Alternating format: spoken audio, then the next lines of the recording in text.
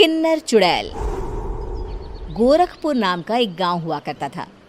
उस गांव में ज्यादा लोग नहीं रहते थे। उस गांव में एक गर्भवती विधवा औरत रहती थी। उस औरत का नाम कमला था। कमला अपने घर में अकेली रहती थी। उसके पति की सारी जायदाद उसके नाम हो गई थी, पर सभी गांव वाले उस औरत को मनहूस औरत समझा करते थे और सभी उससे नफरत किया करते थे। एक बार कमला राशन की दुकान पर खाने का सामान खरीदने जाती है। भैया जी, जरा 1 किलो दाल चावल देना। अरे हाय हाय हाय हाय हाय हाय! अरे मनहूस औरत, मेरी दुकान में अपशुगन करवाने आ गई क्या? हैं? चल जा यहाँ से। मैं कुछ नहीं देने वाला हूँ तुझे। भाग भाग यहाँ से, चल जा, निकल। भैया जी, ऐसा मत कहिए। मैं गर्भवती हूँ, मुझे खाने की बहुत जरूरत है। मुझे खाना दे दीजिए। दुकानदार कमला को वहां से धक्के मारकर भगा देता है। तभी कमला रोते रोते उस गांव के किन्नरों के इलाके में आ जाती है। गांव वाले किन्नरों को उसी इलाके में रखा करते थे, क्योंकि वो लोग किन्नरों को पसंद नहीं करते थे और उनके इलाके में रहने से मना करते थे। तो किन्नरों ने उसी गांव में अपना एक इलाका बना लिया था। जब किन्नर लोग देखते हैं कि एक गर्भवती महिला रोते रोते उनके इलाके में आ गई है, तो सारे किन्नर कमला के पास जाकर उसका हाल पूछने लगते हैं। क्या हुआ बहन, तुम्हारी गर्भवती अवस्था में इतनी बुरी हालत कैसे है? तुम रो क्यों रही हो? तुम डरो मत, हम तुम्हें कोई नुकसान नहीं पहुंचाएंगे। तुम शांत होकर सब बताओ कि हुआ क्या है। मैं कमला हूँ। मैं गांव के दूसरे इलाके से आई हूँ। 2 महीने पहले ही मेरे पति की मौत हुई है। मुझे गांव के लोग मनहूस मानते हैं, क्योंकि मैं विधवा हूँ और गर्भवती भी।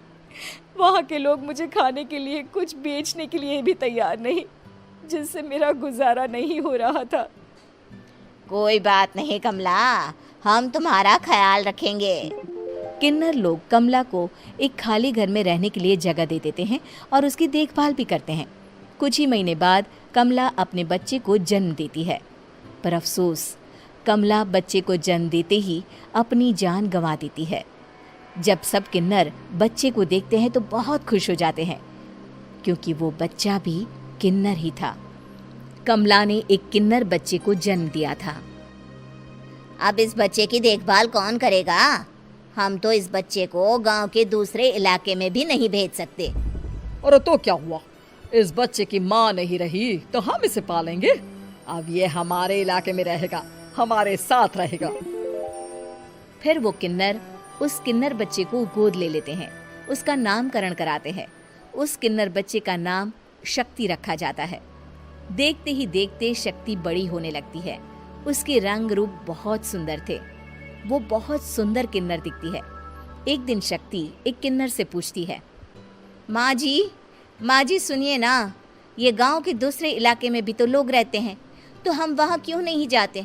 हम उनसे अलग क्यों रहते हैं? शक्ति, क्योंकि वो लोग हमारे जैसे नहीं, वो लोग हमें पसंद नहीं करते, इसीलिए हम उनसे अलग रहते हैं। क्यों? वो हमें क्यों पसंद नहीं करते? मुझे एक बार उस इलाके में जाना है। मैं एक बार वहाँ जाकर घूम कर आऊँ। शक्ति, खबरदार, जो तू उस इलाके में कभी भी गई तो अपनी जान नहीं गंवाना चाहती तो उस इलाके में कभी कदम भी नहीं रखेगी, समझी? इतना कहकर वो किन्नर वहाँ से चली जाती है। शक्ति उस किन्नर की बात सुनकर बहुत रोती है। माँ जी, ऐसा कैसे कह सकती हैं? उन्होंने इतनी सी बात के लिए मुझे इतना डांटा। अब तो मैं उस इलाके में ज़रूर जाऊंगी। फिर एक दिन शक्ति गांव के दूसरे इलाके में चुपके से जाती है। ये लोग तो हमारे जैसे ही इंसान हैं, तो ये हमसे नफरत क्यों करते हैं?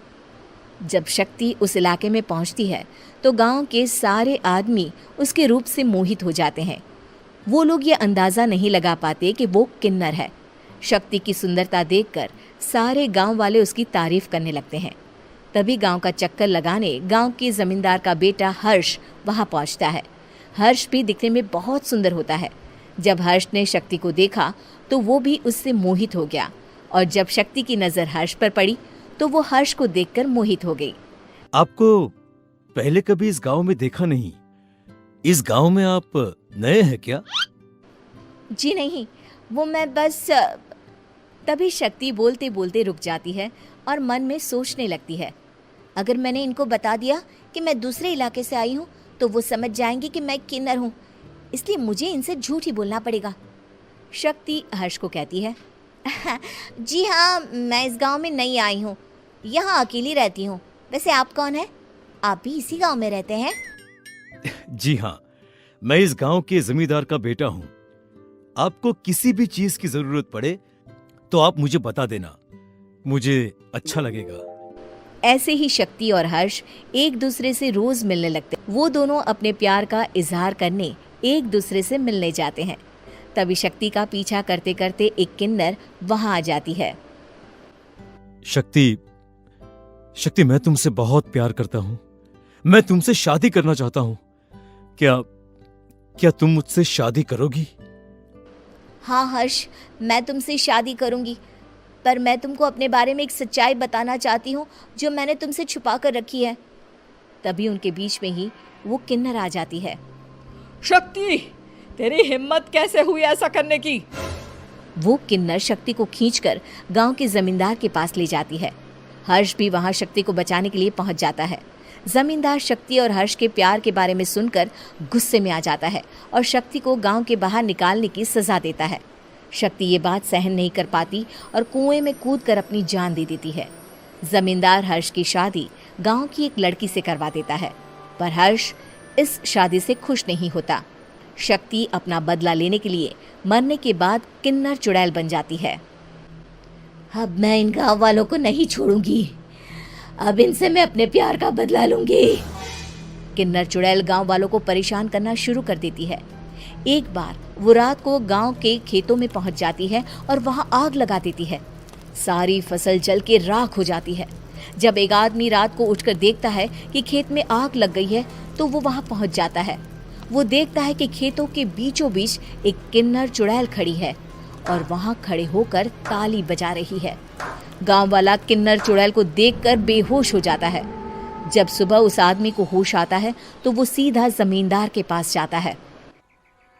अरे जमींदार साहब, अरे वो किन्नर चुड़ैल ने मेरी सारी फसल जला दी। अब मैं क्या करूंगा? क्या होगा मेरा? जमींदार चुड़ैल किन्नर का नाम सुनते ही सब कुछ समझ जाता है। अब वो बहुत डर जाता है। उसी रात को जब जमींदार डर के मारे अपने कमरे में सो नहीं पाता, तभी वहां अचानक से किन्नर चुड़ैल आ जाती है। किन्नर चुड़ैल जोर जोर से जमींदार के आगे खड़ी होकर हंसने लगती है और ताली बजाने लगती है। जमींदार उस डरावनी किन्नर चुड़ैल को देखकर बहुत डर जाता है। तूने मेरे साथ बहुत बुरा किया, अब मैं तुझे जान से मार दूंगी। नहीं नहीं नहीं नहीं नहीं, मुझे माफ कर दो, मुझे मत मारो। मैं कभी ऐसा दोबारा नहीं करूंगा। अब तुम जो बोलोगी वही मैं करूंगा। ठीक है, मैं चाहती हूँ कि किन्नर इलाका गांव के इलाके से जुड़े और गांव का कोई भी आदमी किन्नर समाज से द्वेष ना करे, उससे नफरत ना करे, नहीं तो मैं सारे गांव को मार दूंगी। और तुम गांव में एक नया कानून बनाओ कि अगर किसी ने भी किन्नर समाज को हानि पहुंचाने की कोशिश भी करी या इनसे भेदभाव करने की भी कोशिश करी तो उनको कड़ी से कड़ी सजा मिलेगी। हाँ हाँ हाँ हाँ, मैं ऐसा ही करूंगा। तुम जो बोलोगी वो मैं करूंगा, पर मुझे जाने दो प्लीज। तब वो किन्नर चुड़ैल वहां से चली जाती है। गांव का जमींदार किन्नर चुड़ैल का कहा मानते हुए दोनों इलाकों को एक कर देता है और नया कानून भी लागू कर देता है। तब से वहां किन्नर समाज और बाकी गांव वाले शांतिपूर्वक रहने लगते हैं।